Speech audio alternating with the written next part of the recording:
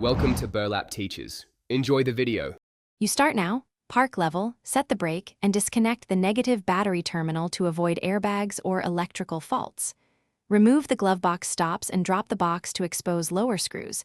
Use a 10 mm socket for bolts and a trim pry tool for clips. Work systematically, left to right, so you know where each fastener came from.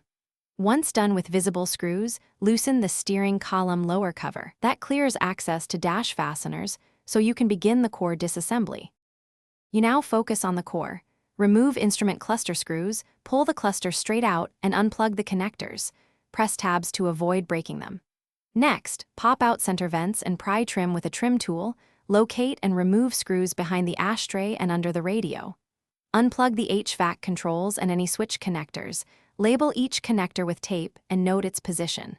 This step exposes the dash mounting bolts. Make sure to support the dash edge so trim clips don't snap under weight. You finish by removing the main dash bolts, top and under. Then lift the dash evenly with a helper, watching for snagged wiring. Once out, inspect foam clips and harnesses. Replace any broken clips and secure loose wires with zip ties so they won't rattle.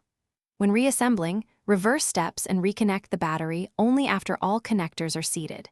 If gauges or lights fail, make sure cluster connectors are fully engaged and ground points are clean. Poor grounds cause most post-reassembly faults.